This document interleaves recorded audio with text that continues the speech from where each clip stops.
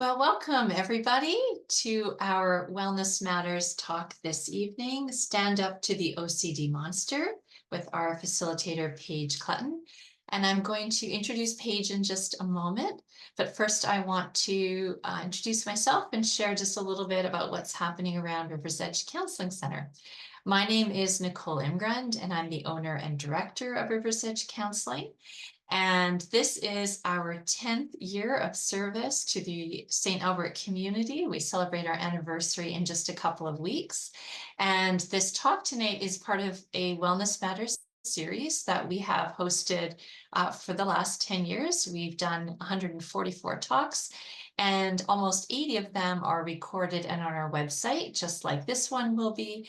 Many of them are about parenting, working with kids, but also relationships, everything related to mental health and wellness for individuals as well. So I hope that you'll check some of them out. We just finished our fall lineup for these talks, so I can share a couple of those titles with you. We're starting off in September with one about embracing change and transition to help your relationship grow. We have one on burnout and compassion fatigue. One called In Touch with Myself, Understanding Core Emotional Needs, and one about exploring well-being in positive psychology. So lots of great talks coming up, and I already have the registration links on the website if they interest you at all.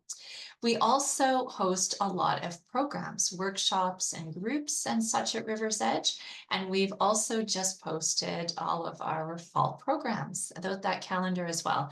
And many of them tend to fill up quickly. So if you'd like to register, those links are up as well.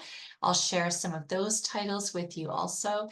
We have a men's group called the Core Emotionally Empowered Men. We have a teen wellness group. We have a workshop that's coming up called Embodied Stress Management with our somatic and dance movement therapist, psychologist, Robin. We have two grief groups, one for adults that we've always run that's no cost. Most of our groups are no cost or low cost, as low as we can possibly make them, usually just the facilitator fees. That Journey Through Grief talk is going to be coming up in the fall, as well as one grief group for kids called Heartstrings. We have a group that's been really popular the past year called The Compassionate Road to Building Self-Esteem with Sheila.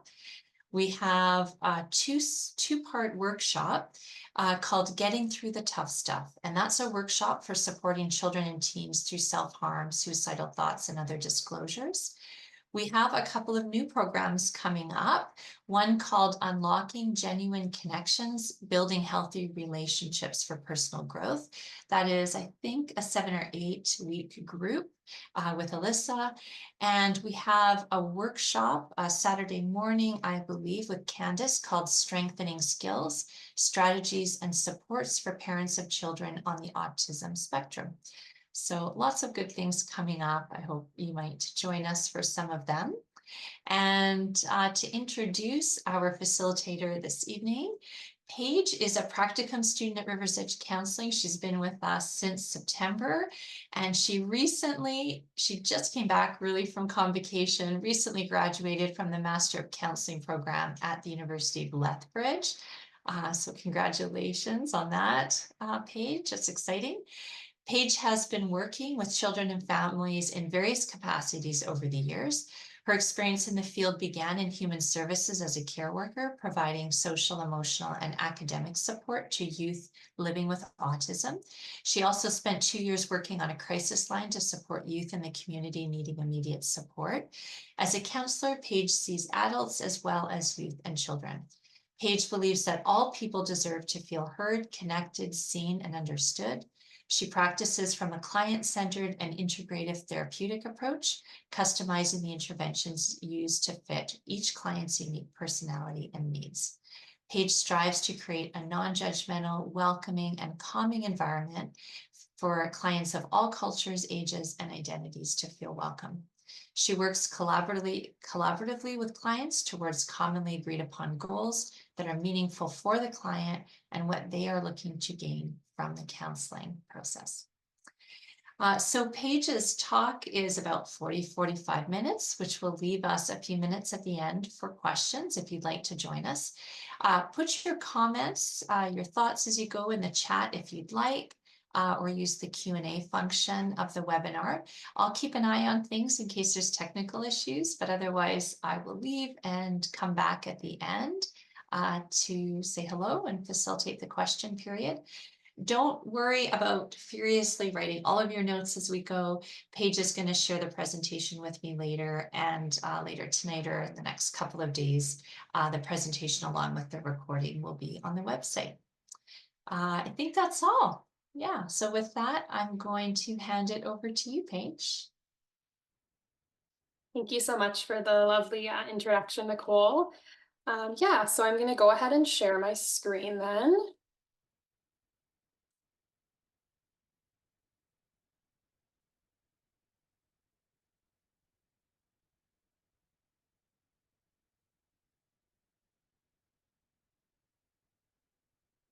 Perfect. So yeah, thank you everyone for coming to this part of the Wellness Matters talk series. So the topic tonight, like Nicole introduced, is standing up to the OCD monster. So I just wanted to start with a little bit of an introduction and kind of why I am passionate about this topic, and kind of, what has led to my work in working with clients with OCD. So yeah, I wanted to start with kind of my own personal relationship to OCD. So I myself was given a formal diagnosis of OCD, and have over the years kind of, this has been an area where I've worked on this in therapy as well as on my own time. And then more professionally, for my project as a component with my program, I did a kind of online module-based program for youth and children specifically dealing with OCD. And the idea behind this was to create a resource that would be, more accessible, and as well as kind of user-friendly for children and youth who are dealing with OCD. And then as well, professionally, I've gotten the opportunity to work with individuals with OCD, and have learned that this is an area I am particularly passionate about, and that I do really enjoy working with those folks. And I'm hoping that this presentation will be of value and of benefit to some of you this evening. So I just kind of wanted to go through the flow of kind of tonight's presentation.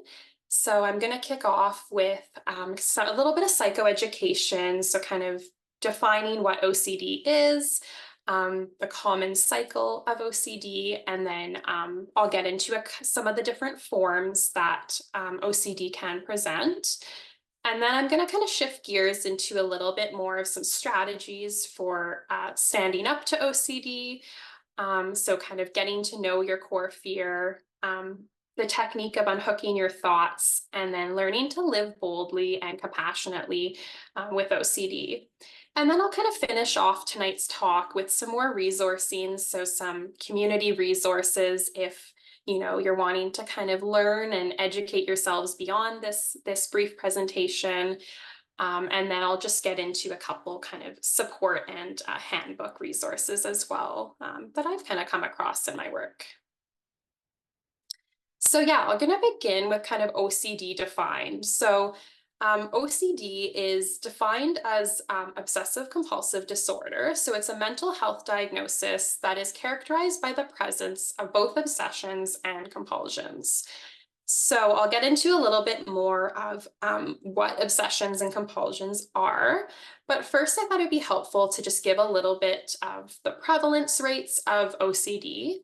So the lifetime prevalence of OCD is generally found to be somewhere between 1 and 3%. So meaning that in one's lifespan, 1 and 3% of the population will go on to develop a diagnosis of OCD. And it's often found to be the most severe kind of between the ages of 18 to 29, which is really interesting because so far, and I mean, I'm really early into my work, but I have found that, a lot of the clients that I have seen with with this, they do kind of fall within that age range. So obsessions, kind of further defined, are really any intrusive, undesirable thoughts and or images. So there's kind of three main components here. Um, and pretty much one of the biggest components is that there's some level of distress and they're undesirable. So this is a thought that is causing some level of distress.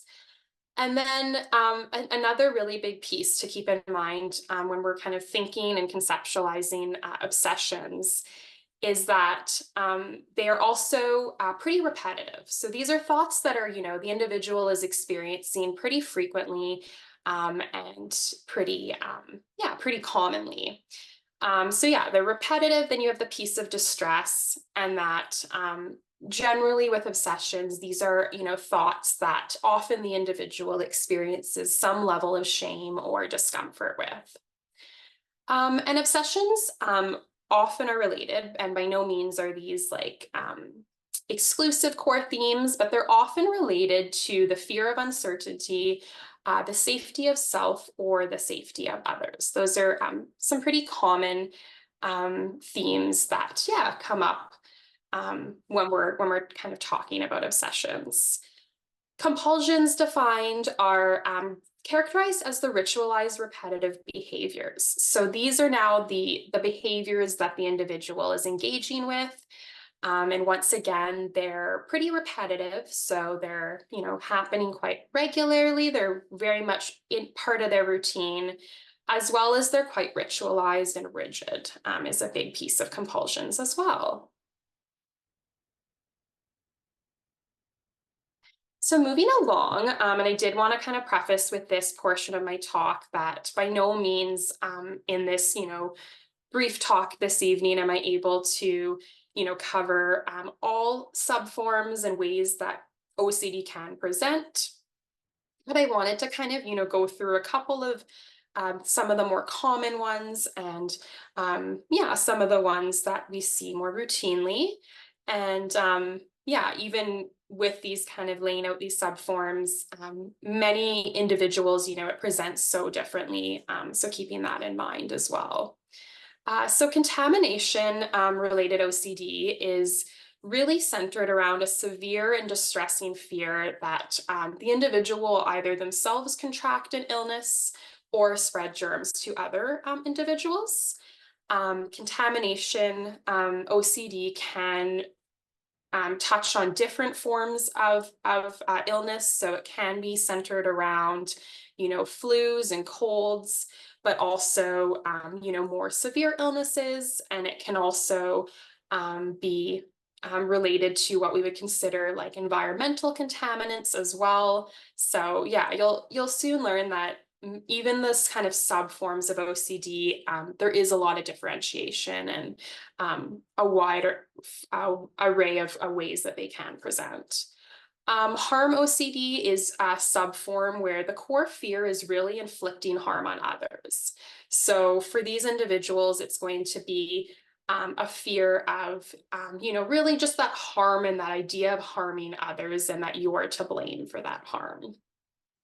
Symmetry OCD centers around a fear that something bad will happen if items are not in a certain place. So yeah, kind of keeping things in their place, and if they're not in that spot, something terrible will happen. Checking related OCD is the kind of thinking pattern that we see a lot is if I don't check something, then I will cause serious harm to others.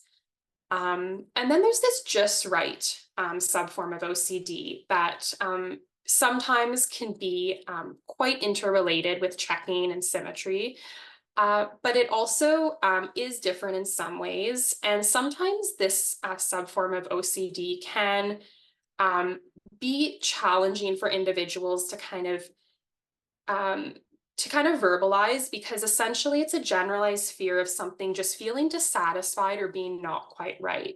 So often with individuals that are managing just right OCD, you'll hear things like, yeah, just, when I don't do this thing in this order or in this way, it just doesn't feel right. It feels yucky. It feels gross. So just this general sense of it's not right. So a couple more subforms that I'll kind of cover tonight. So magical thinking. So this is characterized as really a severe core fear of manifestation of certain superstitions. And I do feel that bringing up this subform, really brings forward and highlights this, difficulty with, you know, deciding where that line can land of what, a lot of our, is created by our culture and, many of us engage with. But then when it kind of, crosses a line into like more, this is now taking up a lot of my energy and, is impacting functioning. Yeah, so that can be one of those forms. Relationship related OCD is really an experiencing of intense and distressing doubt about relationships. Often, this form of OCD tends to focus heavily on intimate relationships, but it can also be family relationships, friendships, peer relationships. So here we're just going to see a lot of doubt about relationships. So, some of the obsessions that might come up for individuals experiencing this might be along the lines of like, is this relationship fulfilling for me? Or am I putting in, enough effort into this relationship? Am I really attracted to this person? Things along the lines of doubt in relationships.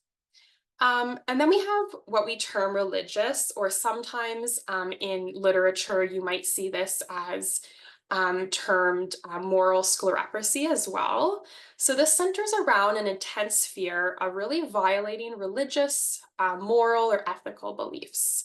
So really this kind of intense fear of really, yeah, of morality and doing the right thing and ethical beliefs. And I think this subform also brings forward that important point of, again, kind of, that fine line between, things that are in our culture and that are valuable to us, and then when it's kind of coming into that OCD realm. So hoarding is kind of has been put under the umbrella of OCD more recently. So I'm sure many of you are familiar with kind of hoarding behaviors. So this is the fear that something bad will happen if they get rid of certain items or valuables within their life.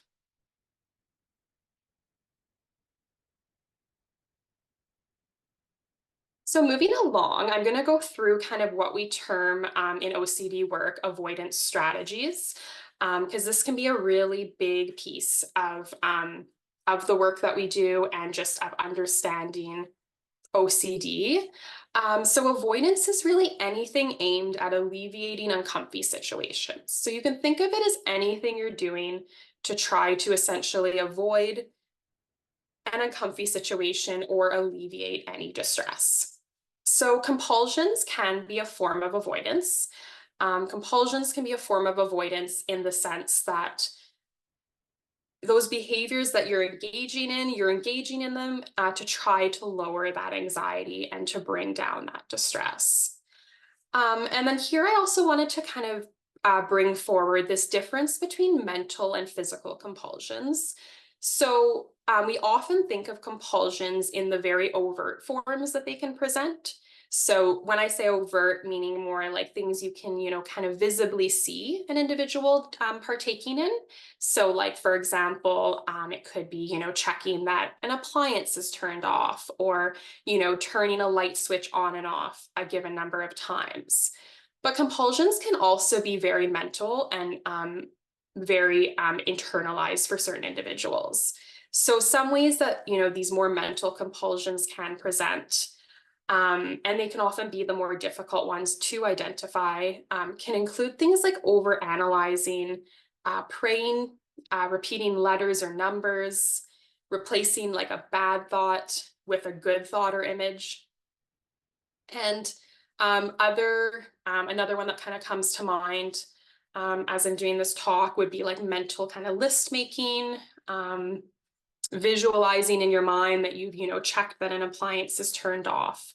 So things like along that are more kind of, internalized and mental.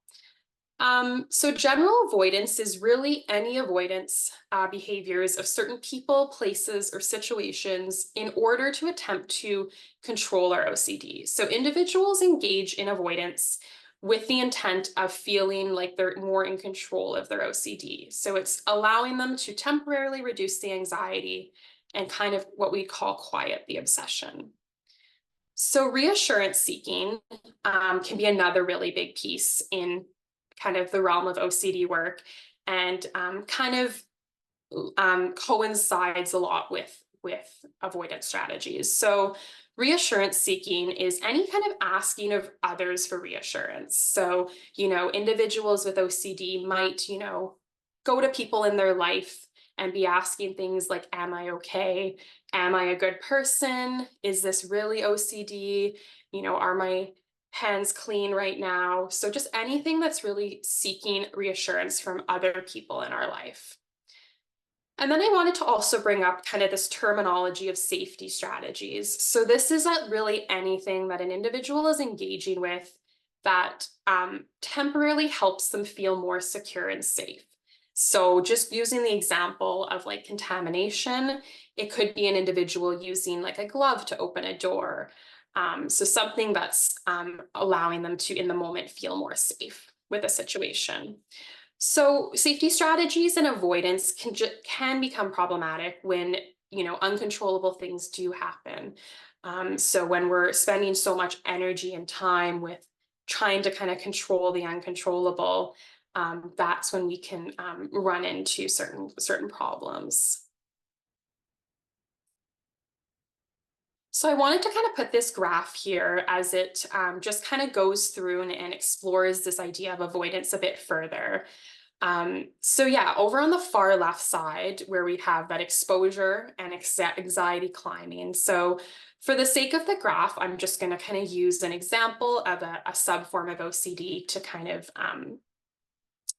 exemplify this a bit further. So you kind of, again, just going with that example of contamination. So the exposure could be anything that's fear inducing for the individual. So maybe it's maybe it's having to take public transit. So that's the situation. So anxiety is going to be kind of on that left side, really climbing for that individual.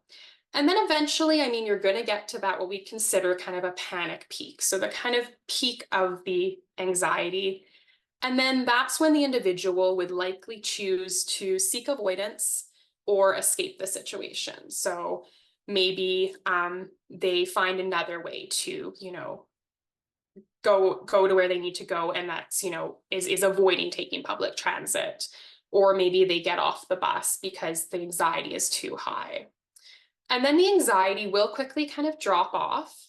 And then, and that's why, we engage in these not exposures, compulsions, is essentially to kind of try to bring down that anxiety and gain some relief. But then the thing is kind of where you see that arrow where it says return of anxiety is it's going to return eventually because we're going to have that, obsession pop up for us again.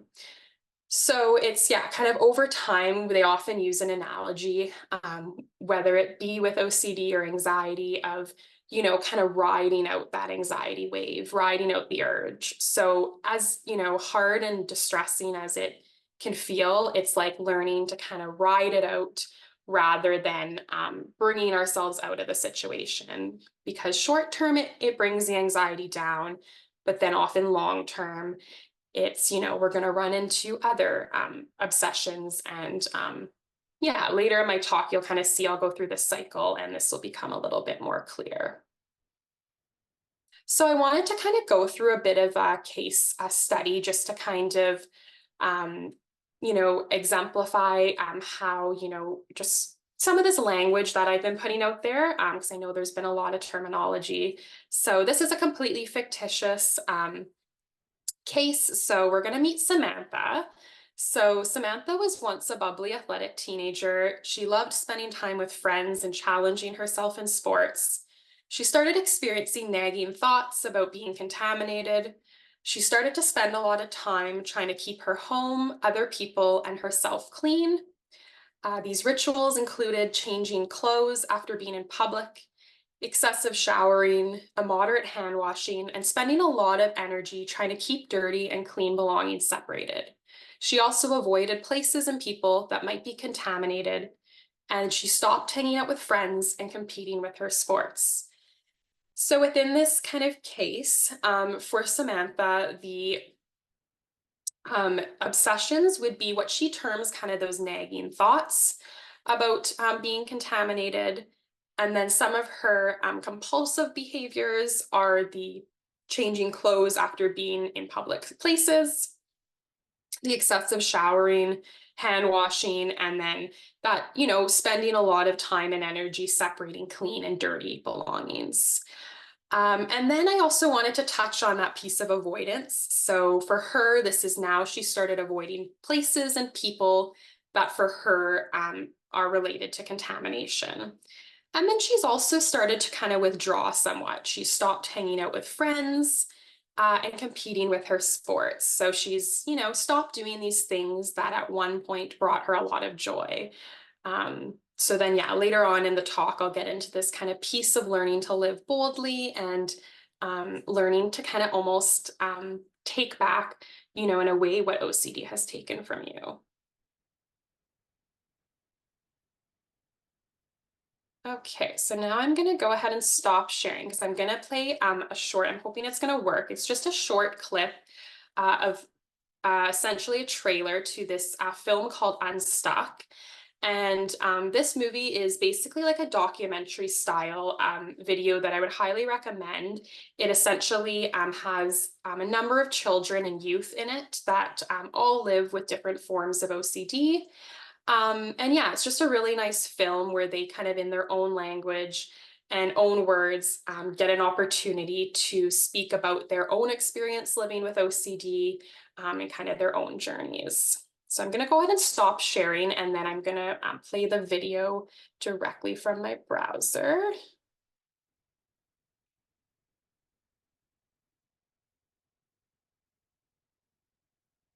Okay, so we're going to try it this way.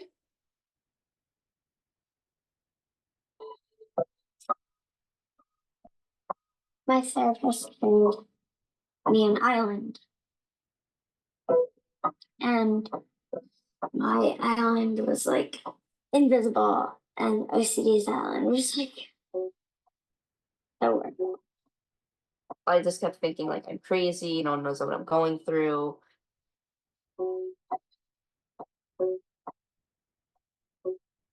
Like in school, if I wrote like a story or like an essay or something, I'd feel like I needed to like erase it and then rewrite the whole thing, and then I'd like stay after class trying to erase and write.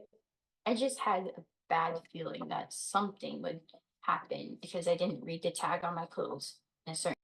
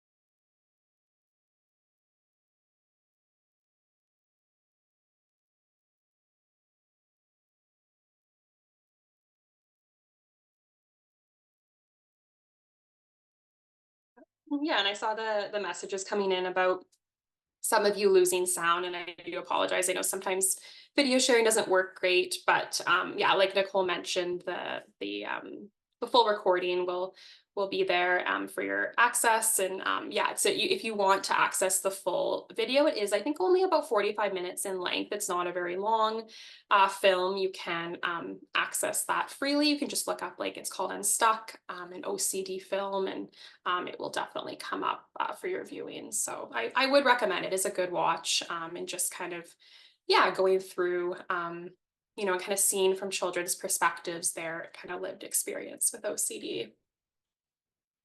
Okay. So kind of moving along onto the OCD cycle. So like I said, I was going to kind of go through this a little bit more. So yeah, so up at the top there in kind of that green bubble, we have, you know, the obsessive thought that kind of pops up. The obsessive thought, you know, we could go with,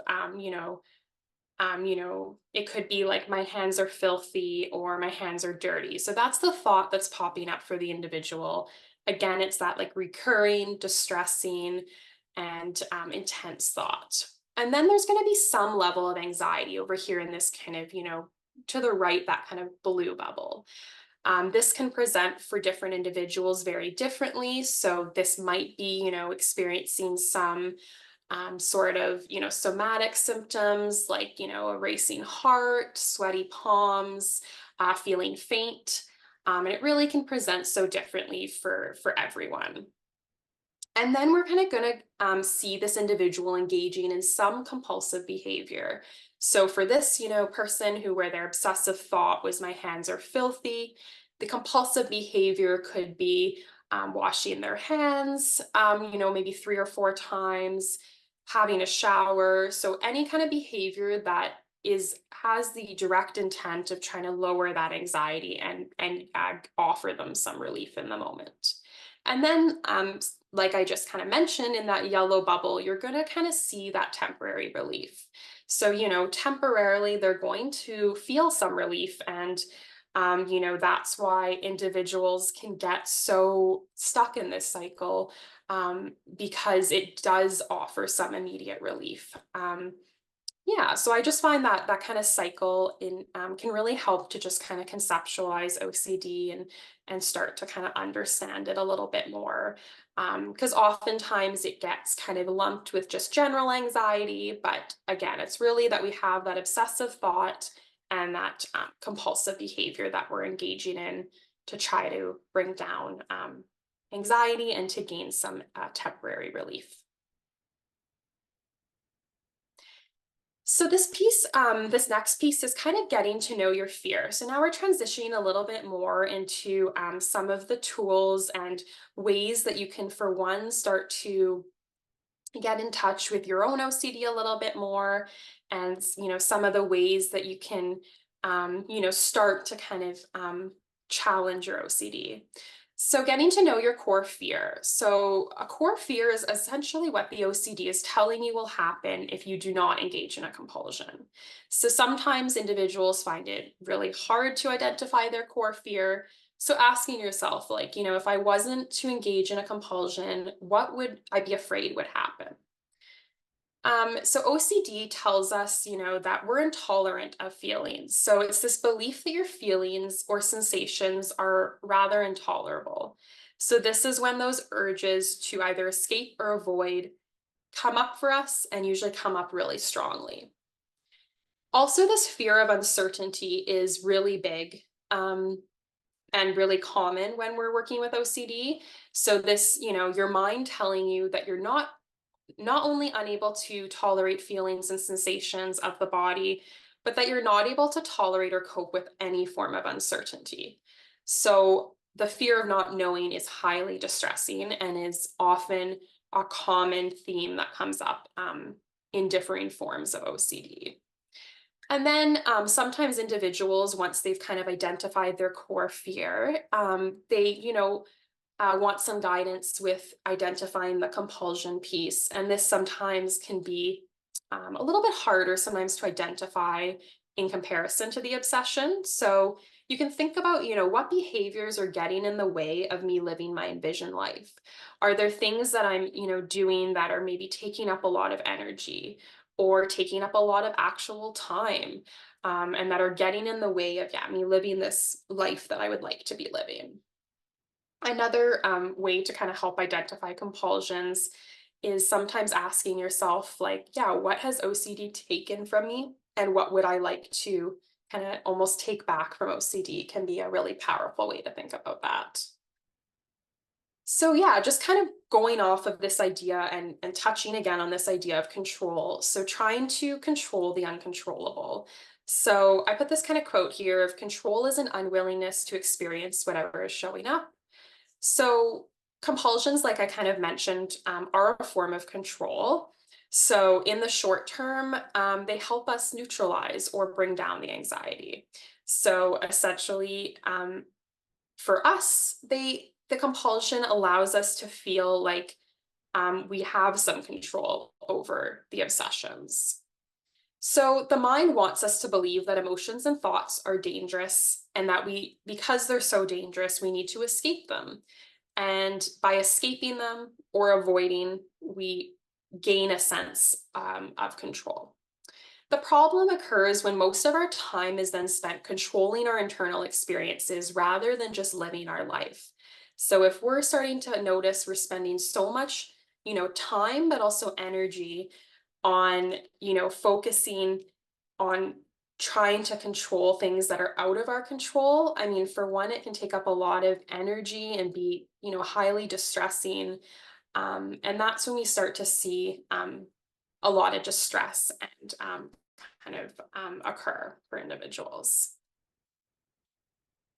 So I like this metaphor of quicksand to kind of continue to understand this, natural human nature to fight and to try to, fighting those urges of the compulsions, and it is really hard work. And, it's really hard to start to kind of stand up to OCD. So if you were to think about getting stuck in like quicksand, you can think about what would be your body's natural response. So, would you try to fight your way out? And if you did try to fight, what would actually likely happen? Well, with quicksand, likely if you were to fight, you're going to sink even further into the quicksand. So if you surrendered though by being still or just doing really slow movements, you would likely have more success at getting out. So understanding from this that fighting is a control response. It's a way of trying to, again, control the uncontrollable. So we often use this to avoid pain and uncertainty and distress. But thinking and kind of coming to terms that we can't control feelings. So I like to kind of help people understand that feelings are really fleeting. They're momentary, even though sometimes, especially the really distressing ones, can feel like so overwhelming and like they're going to last forever. Reminding yourself that, no feeling lasts forever, and that we can't control our feelings, but we can control the life we live.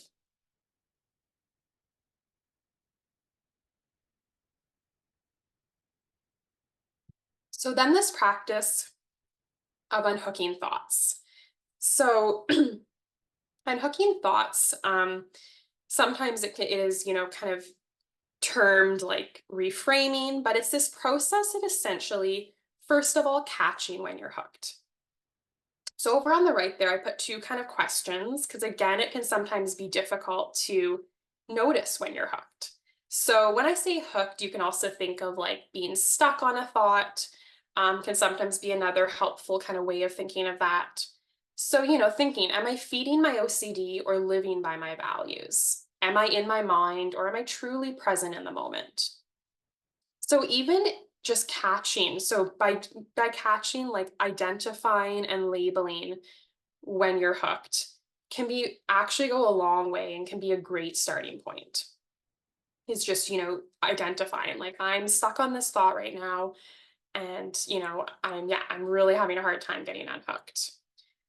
And then practicing unhooking exercises from there. So on the next slide, I'll go through some creative ways of starting the unhooking process. Checking in with your core values. So again, like, am I living, by my values, or is my OCD getting in the way of me living by those values? And then also committing to value-based behavior. So kind of that piece of living boldly and living, the life that you've envisioned for yourself. And then I also find this piece kind of at the bottom can sometimes be a helpful tool. Is just thinking, thoughts are thoughts when those obsessions pop up. They're not necessarily truths or something that you have to act on. So some creative ways to begin the unhooking process, and I like a lot of these examples in that they are kind of creative and can hopefully make the unhooking process a little bit more engaging and creative. So yeah, there's some different options here, but really what all of these are getting you to do is to start to kind of think of your OCD as separate from yourself. So, so often individuals, whether it's OCD or, um, other, mental health concerns, it's like, I'll hear things like, I am my OCD. So starting that practice of kind of envisioning your OCD as, a part of you, but not all encompassing.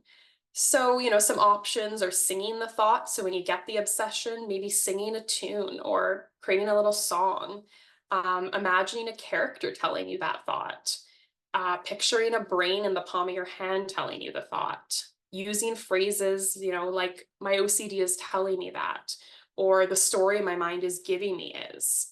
And thinking of your OCD as taking an untrained dog on a walk. So, the idea that we're slowly training our minds to be able to redirect ourselves and choose a different route to go. But that, with that, it can take a while and can be a process, and being kind to ourselves. So kind of on that note, I wanted to take some time to kind of speak to this piece of self-compassion. Because yeah, with any kind of, mental health concern with OCD included, like we often lose ourselves in it and forget to be, compassionate to ourselves. So first of all, I wanted to outline the difference between shame and guilt. Often in kind of our culture, they get used interchangeably, but they are a bit different. So guilt is associated with thoughts about having acted in a certain way, whereas shame is associated with thoughts about you as a person. So with OCD, we often do see a lot of shame. So sometimes it's more of a general shame of having a mental health disorder, but sometimes it can also be shame as results of the obsessions that one experiences. Sometimes to the individual, they can, feel really scary to, talk about, and, they can be really bothersome and distressing because maybe they do go against, your own morality or your own values. Yeah, so that can be kind of a secondary piece of shame we see a lot with OCD. So there's kind of three main components of self-compassion. So the first is mindfulness. So this is kind of learning to be present in the moment and be mindful. And with mindfulness, like it's often thought of as like, oh, I need to, set aside these 30 minutes to engage in a lengthy mindfulness practice. But it can also really just be even, taking a couple deep breaths, or taking 10 seconds to notice your surroundings. Self-kindness is another piece. So that piece of learning to shift our language from being so self-critical and down on ourselves to, saying something kind, or thinking, what would we say to a friend in this situation? And then common humanity can be a really big piece of this, is just, shifting from that mindset of I'm alone, I'm the only one experiencing this, to, I am strong, and there are other individuals who are, experiencing similar things as myself. So I kind of put this slide in here. So ways to support your kiddos. And, this can just be also ways to support, people in your life who maybe are, dealing with OCD. As I know, I kind of put this talk out there for potential caregivers, guardians of individuals with OCD. So, just some kind of ways to start to open that communication. But, like many things, a lot of these, the theme they kind of share is, just being compassionate and kind, and holding space for those people. So, maybe naming the OCD, especially I find a lot of children and youth really like naming it, like, the gremlin on my shoulder, or, like visualizing a monster and then giving it a name. Um, Maybe asking your child how you can support them. So just having that direct conversation. Praising them for bossing back or standing up to their OCD. Coming up with maybe common goals that you can tackle together. I find this one, then the child or youth maybe doesn't feel so alone in the experience, and they feel like they have others that are, on this journey with them. Creating a supportive environment. Recognizing the small wins will be really big, so celebrating them.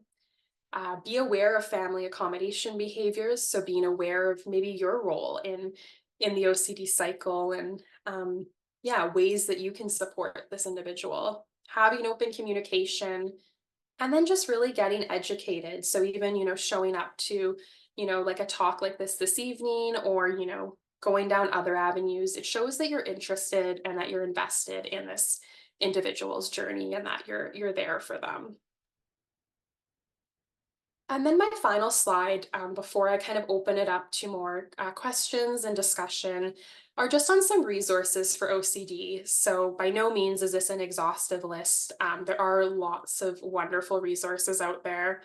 But I just wanted to share a couple. So the International OCD Foundation has many wonderful resources that are both geared towards parents and caregivers, but also children. And they also have resources for getting connected with like a therapist who works with OCD. Psychology Today is a good website for helping individuals locate therapy services in your region. So you can search by location, or you can put in other preference terms. So you can like search by, putting in people that work with OCD, and then it will kind of bring up those individuals. Beyondocd.org is a website aimed at really increasing awareness of OCD. So it has a lot of wonderful like informational kind of resources on there. And then two more kind of resources. So this next one is a little bit different. It's a crisis resource. So this is one that is geared towards supporting youth and children. It's available 24/7. So if they text connect to that number, they will momentarily get connected with a crisis responder, who's someone who, has been trained to kind of be a listening role, and to help support youth and children that are in a more of a crisis situation. And then the Purely OCD podcast I put here, because sometimes, talking about these matters can feel, intimidating. So sometimes, starting with a resource like that can feel a little bit more friendly. So this one specifically is put on by Lauren and Kelly, who share their lived experience with OCD on an interactive podcast. And there's also other wonderful podcasts that are available as well on this topic. And I know that I couldn't cover everything in this presentation, but that kind of, brings me to the end of my portion, and opens it up to questions and discussion. Oh, thank you so much, Paige. What an informative presentation. That was wonderful. For those of you that need to go, I want to thank you for joining us, and remind you that you are always welcome to join us again. Have a good evening